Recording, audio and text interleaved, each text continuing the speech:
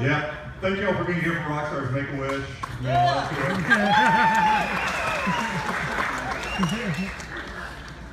You know, he is backstage right now getting prepared. It was when we started the embassy of this bet, when we started talking about it, Dunaway did say that this was. There he goes again. I don't know what's going on. Anyway, Dunaway said this is a bucket list item for him. So you guys are going to be involved in one of his bucket list items. He's been in broadcasting for 30 plus years, but it's his first night in comedy, right? Yeah, this is the first time he's ever done comedy. You guys ready to hear him? Please go easy. Yeah, come on now. Easy with him. From Alabaster, Alabama, please welcome Jim Dunaway.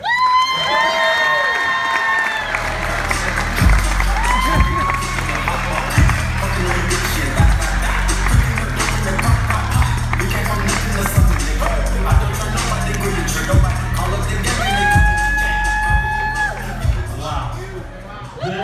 This just got real right now. But I will tell you what I told my wife on our honeymoon, I'm not going to be up here long. Thank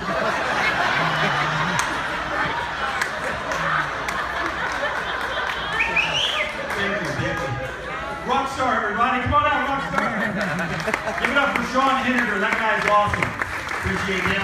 We've got some funny people coming up here in a second. I was going to take Uber here tonight, but I was afraid Ryan Brown would be my driver and he'd never show up. I want to tell you a little bit about myself first, so you'll know why I'm as disturbed as I am. If you listen to the show, I come from a place called the Mud Puddle. That's the 35007, Alabaster, Alabama, represent, very proud. I'm the first person ever to graduate high school in my entire family tree, and when you hear the names from my family, you'll know why. When my wife got pregnant, we could not use any names from my side of the family because these names are hills with eyes. Horrible. On my dad's side, on my father's side, I have an Uncle Otis, not bad, a Aunt Charlene, not bad, and an Aunt Beatrice. Anywhere else in the world, it's Beatrice, but we called it Beatrice. Now, that's not the worst name in the family. We go to my mom's side, who's Lula Gale, by the way, very southern. Lula Gale, love Lula Gale, my mom. Then you have my grandparents who raised me, Lonnie and Hazel. That's fine. Good corporate names, right? Lonnie, can we get you down to the floor to clean up right here? If you run out of supplies, you go see Hazel up in the office and she'll get you more supplies. But the one that really sent us over the edge was Tawana. Aunt Tawana. Now imagine as a 6-year-old hearing, oh, meet your Aunt Tawana. I was like, Tawana? And my grandmother was like, Tawana. I was like, Tawana? And she's like, here, put your hand in my mouth. Tawana. It was a real Helen Keller moment. It was like, Tawana, Tawana. I miss Aunt Tawana. She was a great kisser. She really wasn't. She used too much tongue.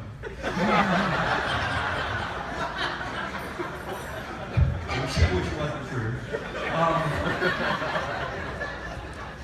My dad's name is James Edward Dunaway. I'm James Edward Dunaway. In Pelham, there's another part of our family who has a dad named James Edward Dunaway, who named his son James Edward Dunaway. I'm not making this up. James Edward Dunaway, 2 of us in Alabaster, 2 of us in Pelham. I realized very early on that we were the white George Foremans. We couldn't think up any names. We were the white George Foremans. Love George Foreman. Love George Foreman. If you've got a George Foreman grill here, raise your hand. Things that I don't understand includes the George Foreman grill. We live in the great state of Alabama. Who the hell has to grill inside that bag? That you're going to use a grill that doesn't have an on-off switch. Have you noticed that? You plug it in, it's hot. You unplug it, it's not hot. No on-off switch. Who designs that? A guy who's been punched in the head 1,000 times. Another thing I don't understand is the phrase butt dial. Butt dial. I know what it is, Mark. I know what it is, butt dial.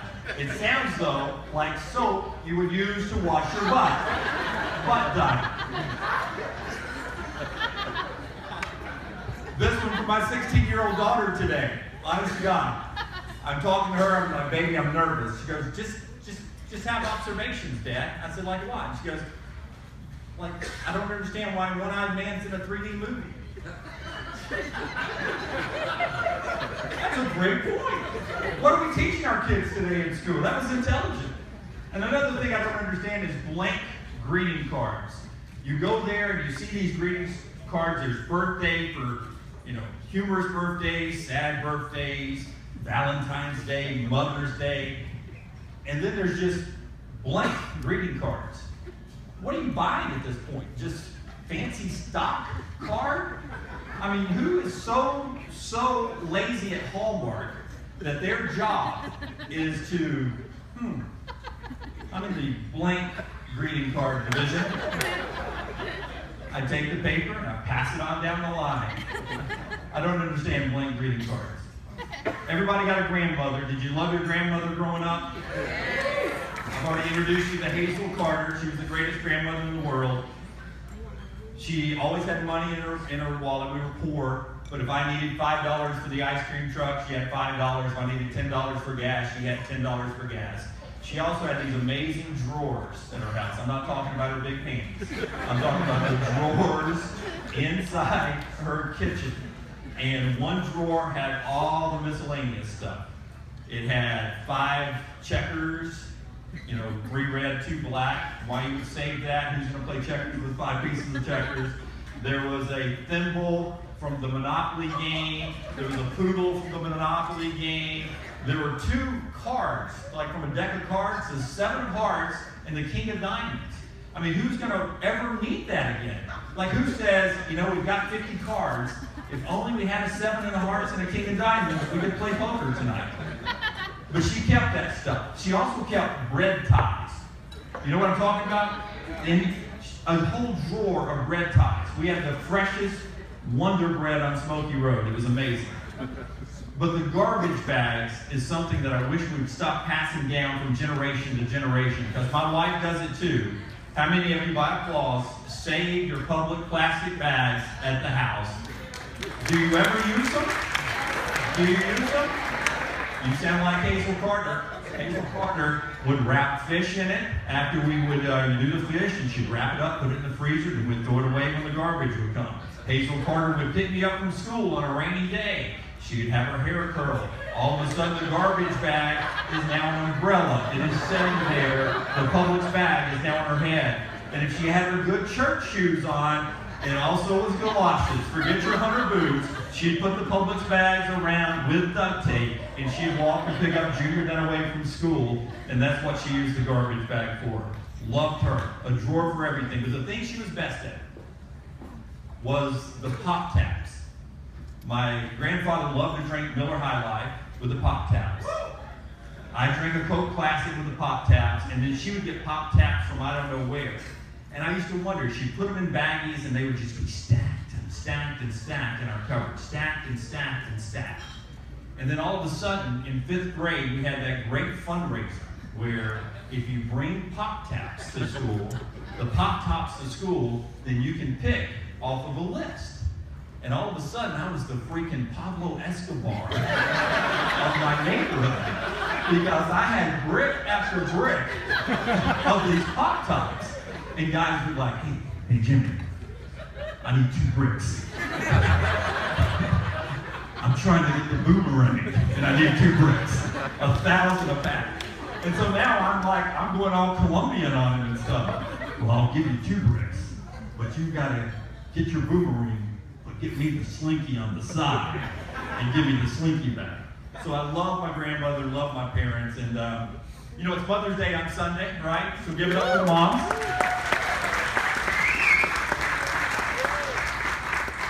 I don't have a joke there, I just needed some water, I was about to pass out. That seemed like what comedians do. I want to introduce you to my best friend, who we'll call Billy.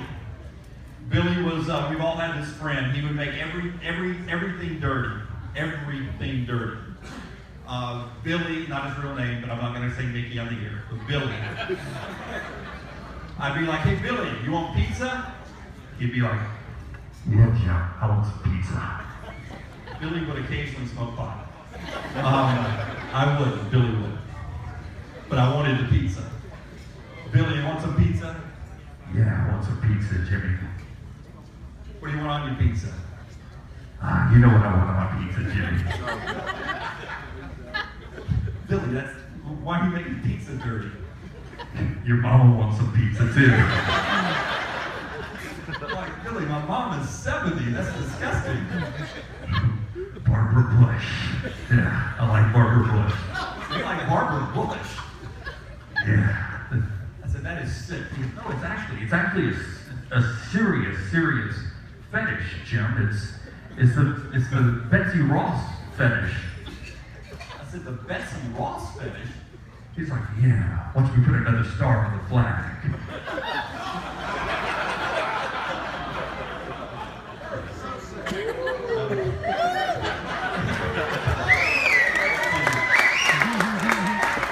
I'll be doing your local news later tonight. So Billy would want to be around me all the time. All the time. I didn't have a car, Billy had a car. So we'd double date. Billy would be the driver, so he was stuck in the front seat with all the stuff you have to maneuver around, right? The gear shift and all that stuff. I'm in the very comfortable back seat. When things would start getting interesting, every time, 100% of the time, Billy would peek over into the back seat. He would be dating some girl in the front seat, peeking in the back seat because he was my best friend. It was like the CBS Eye. It would be Billy like this. And I'd be like, Billy, don't look. Billy, don't look. And afterwards, he was like, we're such a great team because we're in this car and it holds our pheromones in. I was like, Billy, what'd you say? He goes, it keeps our pheromones all in the same place. And I said, you mean pheromones, right? Pheromones. He's like, no, man, pheromones. The women love pheromones. It's our smell. It makes them scream like they're on the scrambler at the fair. Pheromones. I said, Billy, it's pheromones. He's like, no, Jim, it's pheromones. You know, like, oh, riding the scrambler. So all through college, we went to college together, he'd be in the other room, girl would be screaming, and I'd hear him yell out, Dunaway, pheromones, pheromones. Sure enough, the girl would get ready to go home. She'd have a little small cubie doll walking out, leaving the house. Finally, the girl he ended up marrying left the room that night with one of those big teddy bears. And I was like, way to go, Billy, pheromones, it worked for you. Billy was a little hearing impaired, though, in his right ear because of a firecracker incident that I held too close to his ear at a young age.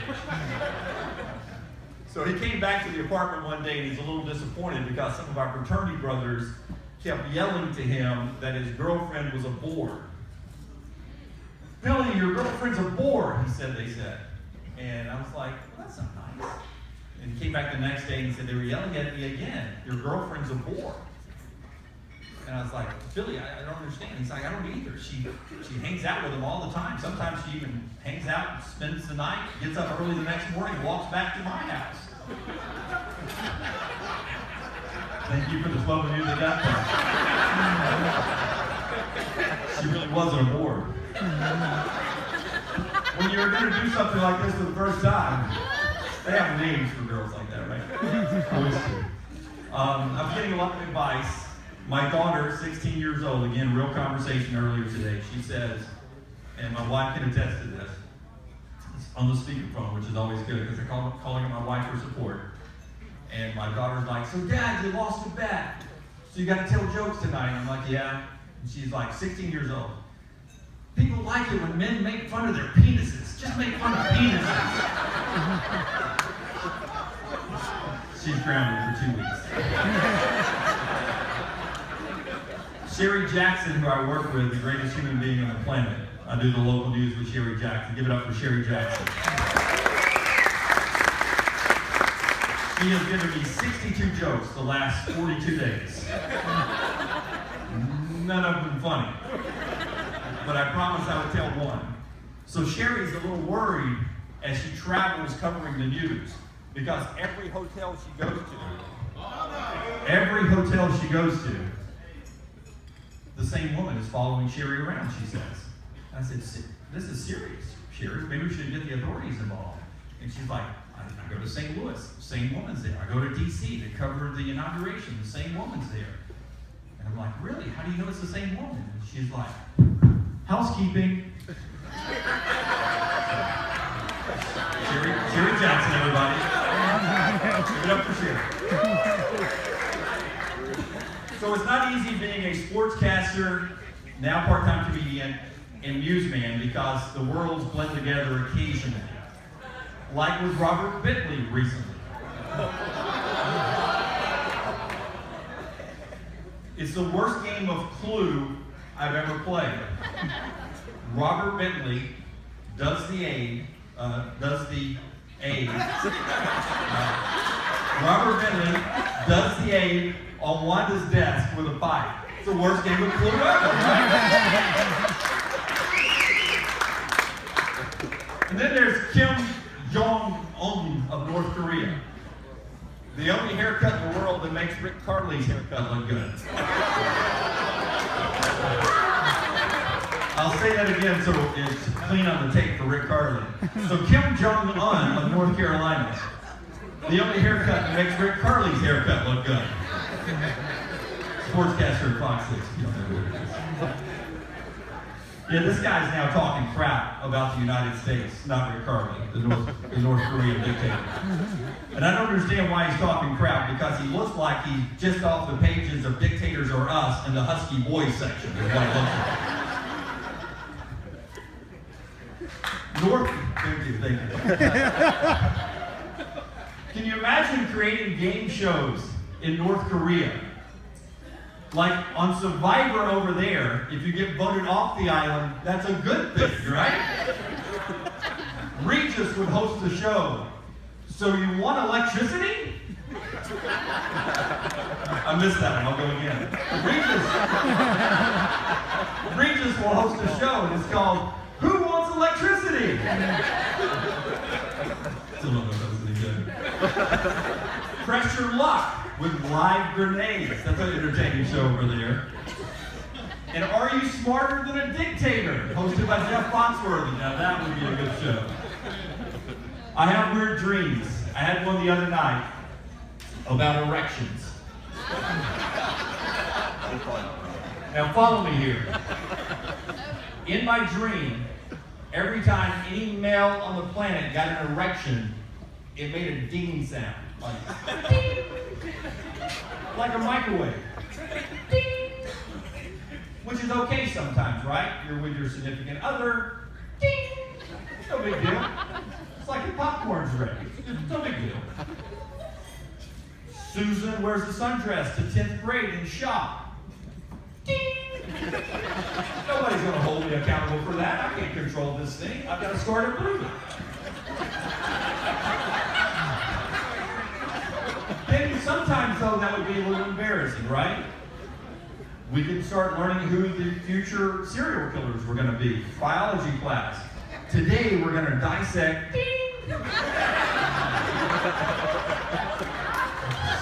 Slow down, Hannibal. A little too fast there. Then, of course, there would be those moments where, hey, you want to go to Golden Corral for the chocolate fountain? Ding! Here comes Alabama football. Ding! Ding! It was a really, really interesting dream until my wife said she was going over to her friend Julie's house.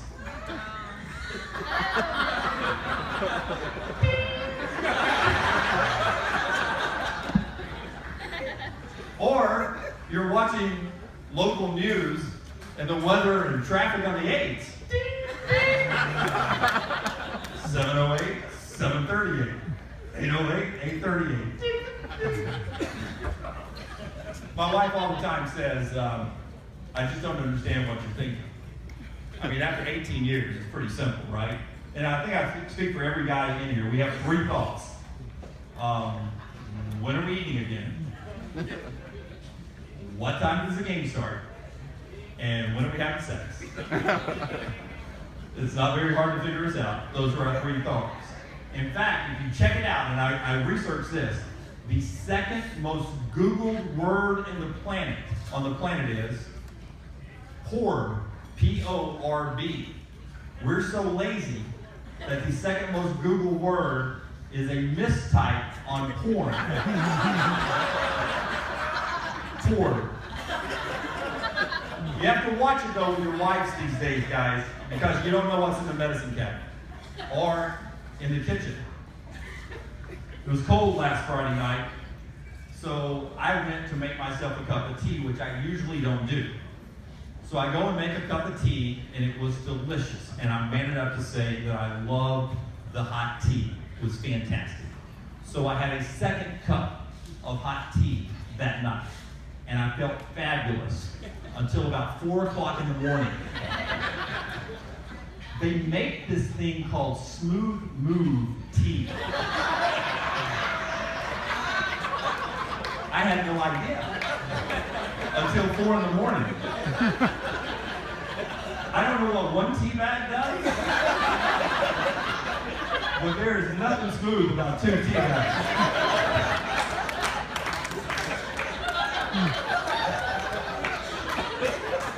True story. That's what my dad, James Dunaway, the first of the 16 in Shelby County, would say, Junior, there are street smarts and there are book smarts, and you've got the book smarts, and street smarts would tell you you don't need Smooth Move tea, you just need to go to Waffle House at 2 in the morning and it does the same thing. That's street smart. Getting old, not easy. I'm now 50-ish. It's not easy. Some of you guys may relate. There's a thing called the splash and go. If you're not at a home game when you're going number 2, if you're at a friend's house or on the hotel, you may sit down and get a little tea bag, dip into the water, and you're like, whoa! I call it the splash and go. True story, before the Auburn-Georgia game at Jordan-Hare Stadium, my friend Lauren Sisler looked at me and she said, ooh, Jim, hold on, you got a little hair right here, right in the middle of my forehead, and she grabbed it and she pulled it, and I promise you it was this long. The kind of hair you see in a Dr. Seuss book. It came right here. And then she asked the dumbest question she ever said to me. She was like, do you want me to pull it? I was like, no, don't pull it. Just wrap it around my head up here. I'll promise to build you a wall and run for president.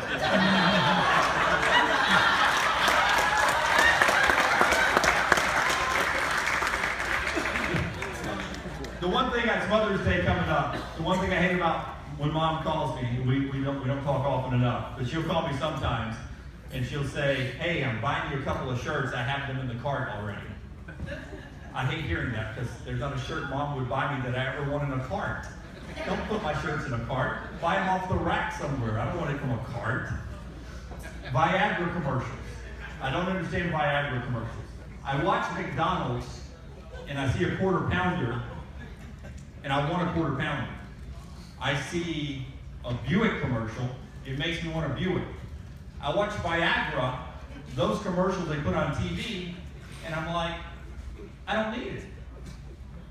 First of all, they've got this beautiful 35 to 45-year-old woman in a blue dress, always a blue dress, walking in to a hotel or resort with palm trees outside the window.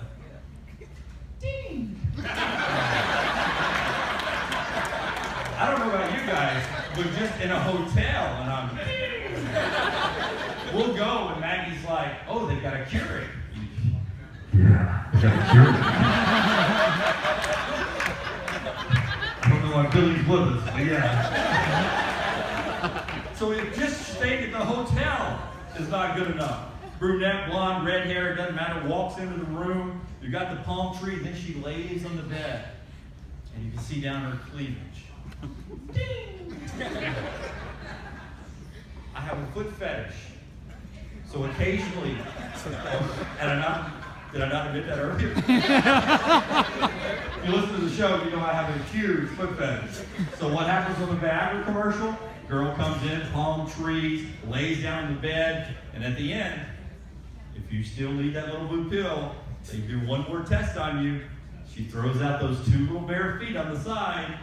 Ding! And if you're watching the NCAA tournament, they put a final twist on it. Girl shows up, not in blue dress, but in a team jersey. So now Team Jersey, palm tree, Keurig, bare feet. Ding, ding, ding, ding. Like I told my wife on my honeymoon, give me 15 minutes and we'll do this again sometime. Thank you so much.